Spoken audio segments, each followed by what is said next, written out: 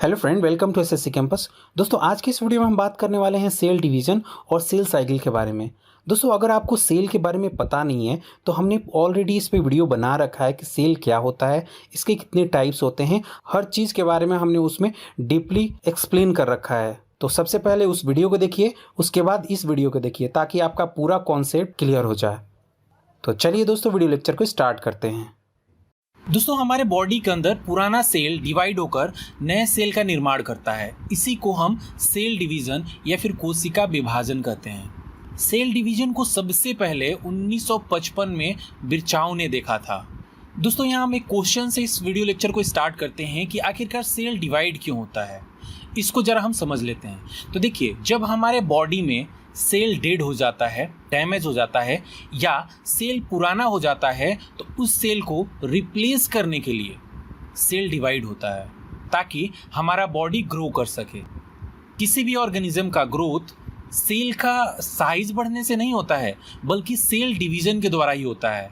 दोस्तों, प्रोकैरियोटिक जो सेल होता है उसका डिवीजन यूकैरियोटिक सेल से बिल्कुल ही अलग होता है। कोई भी जीव एक सिंगल सेल से मिलकर बना होता है और जब वह ग्रो होता है तो प्रतिदिन लगभग 2 ट्रिलियन सेल को डिवाइड करता है।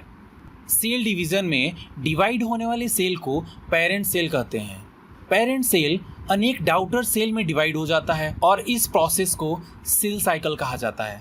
दोस्तों, सेल का जो डिवीजन होता है वह मेनली 3 तरीकों से होता है। फर्स्ट, अमाइटोसिस डिवीजन, जिसको हिंदी में असूत्री विभाजन कहते हैं।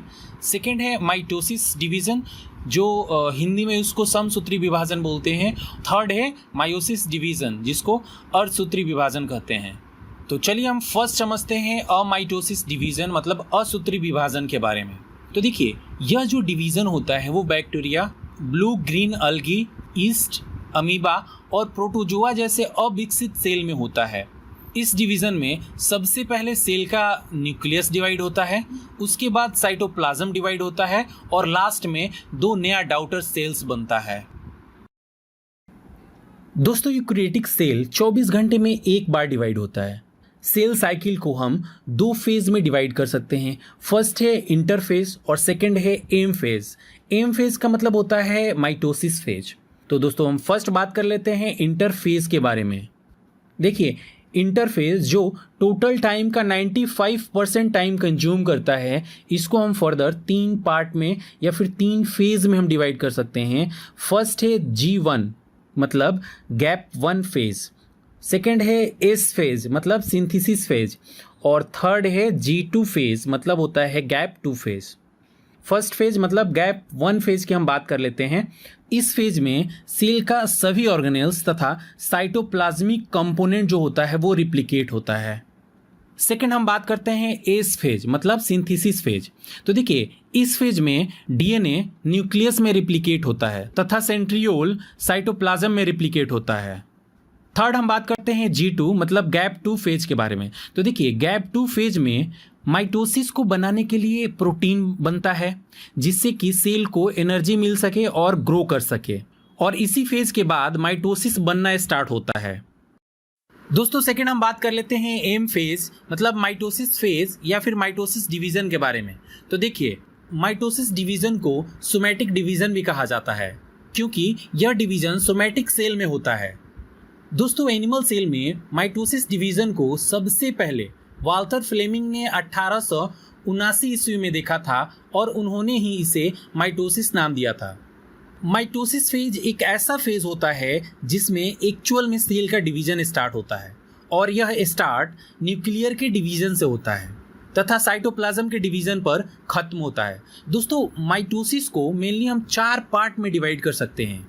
First prophase, second metaphase, third anaphase और फोर्थ टीलोफेज। तो चलिए एक एक करके इन सबको हम समझने की कोशिश करते हैं। तो फर्स्ट हम बात करते हैं प्रोफेज के बारे में। तो दोस्तों, इस फेज में क्रोमोसोम्स बनता है तथा दोनों सिस्टर क्रोमैटिड्स एक दूसरे से सेंट्रोमेयर से जुड़ा रहता है। दोस्तों, यहाँ पर सेंट्रियोल्स क्रोमोसोम्स को ब्रेक डाउन करने के लिए बहुत ही इंपॉर्टेंट रोल निभाता है। सेंट्रियोल माइक्रोट्यूब्यूल्स को अच्छे से अरेंज करने के लिए एक दूसरे के अपोजिट पोल पे चले जाते हैं। इसके साथ ही न्यूक्लियर इन्वेलप ब्रेक डाउन हो जाता है। प्रोफेज के अंत में क्रोमोसोम्स प्रोटीन के द्वारा उसके सेंटरमेयर में अटैच हो जाता है, जिसे काइनेटोकोर्स कहते हैं।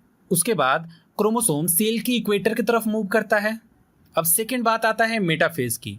प्रोफेज के बाद मेटाफेज आता है। मेटाफेज में जितने भी सेल के क्रोमोसोम्स होते हैं वो सारे के सारे सेंटर में एक सीधी लाइन में आ जाते हैं, जिसे मेटाप्लेट्स कहते हैं। मेटाफेज के बाद एनाफेज आता है। एनाफेज में प्रोटीन जो सिस्टर क्रोमैटिड्स को होल्ड किया होता है वह टूट जाता है तथा क्रोमोसोम्स दो भागों में बढ़ जाता है, और क्रोमोसोम्स जैसा ही दो पार्ट में फ्री होता है, फ्री क्रोमोसोम्स को काइनेटोकोर्स दो अपोजिट पोल की ओर खींच लेते हैं। एनाफेज के बाद आता है टीलोफेज। दोस्तों, टीलोफेज में सेल के सेंटर में क्लीवेज फॉरो बनता है और दोनों पोल पर न्यूक्लियर इन्वेलप तैयार हो जाता है। आपने अभी तक हमारे चैनल को सब्सक्राइब नहीं किया है तो प्लीज़ हमारे चैनल को सब्सक्राइब कर लीजिए और उसके बगल में एक छोटा सा बेल आइकन है, उस पर भी क्लिक कर लीजिए ताकि टाइम टू टाइम जो भी वीडियो हम अपलोड करेंगे आपको नोटिफिकेशन मिलता रहे। दोस्तों, आप मुझे फेसबुक पर भी फॉलो कर सकते हैं। अगर आपको यह वीडियो अच्छी लगी तो इस वीडियो को व्हाट्सएप तथा फेसबुक पर शेयर अवश्य करें। कृपया हमें कमेंट कर बताएं कि ये वीडियो आपको कैसी लगी। आपके सुझाव का हमेशा स्वागत रहेगा।